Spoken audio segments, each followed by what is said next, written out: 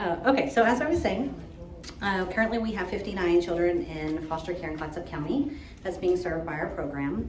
While many of the children's stories are unique, most of the children that we serve share a very similar story. And so we appreciate you letting us come and speak last time, and then we will update you on that very special case here before we are done.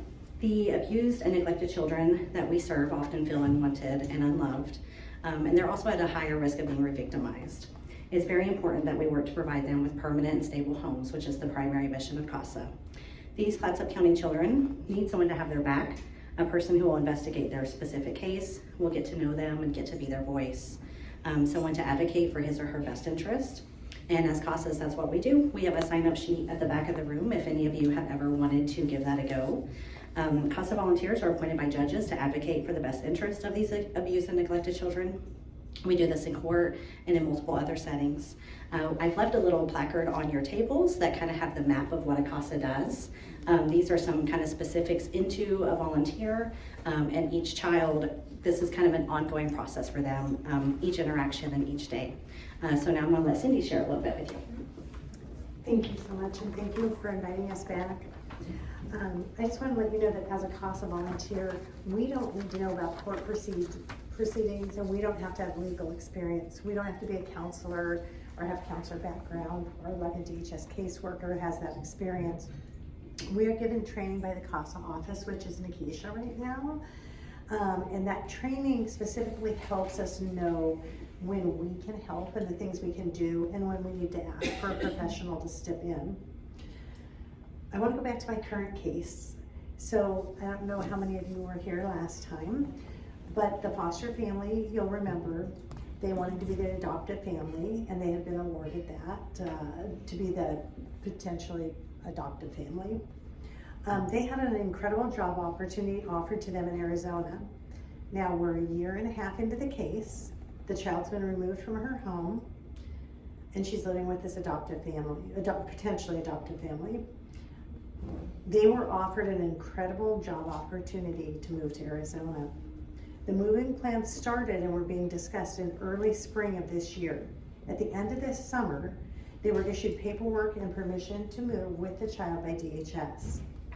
Then 3 weeks before the move was scheduled November 1st, so the beginning first week of October.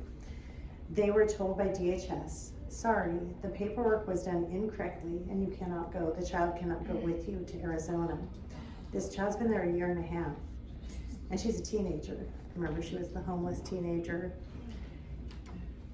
They were told, leave her behind or don't go. They were about to be homeless and without jobs. You know, in Clatsop County, once you give your notice to vacate a place or you leave your job, you're really in a tight position.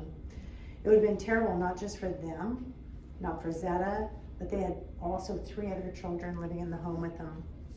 But why did this happen? Well, in this case, in the year and a half, my child had had 4 DHS caseworkers. 4.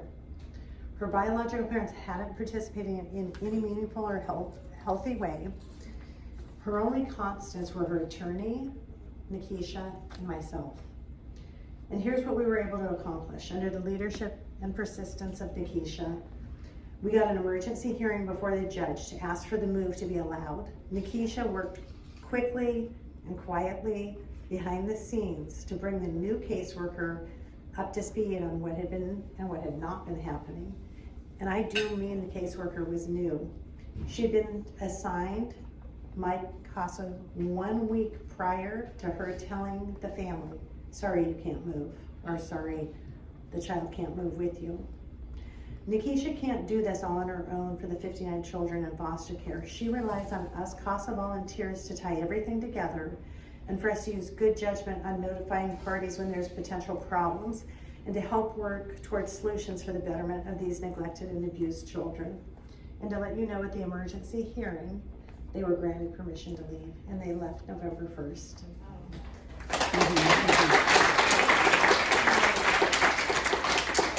As a CASA volunteer, I only go to court typically once a year for a permanency hearing. And then I go in front of a CRB, which is a Citizens Review Board, twice a year for my case. I'm very inexperienced. It's with the guidance and leadership of the CASA office, which is what you guys donated so graciously to. With Nikisha, she sees about 30 cases a month. That's the only way that I would know how to advocate for my child, to be able to write effective court reports and to have my child's voices heard. We also are the advocate to try to help maintain these foster homes in our community.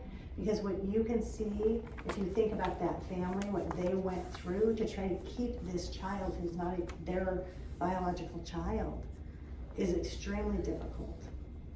They have to have a voice too. And so I'll add at the back where you see our sign-up sheet, I've also laid out the process to become a resource parent in Clatsop County or a respite provider in Clatsop County. I'm currently losing volunteers because we don't have enough homes for these children here. And my volunteers can't go 4 hours out of their way while working and doing life and trying to advocate for these kids.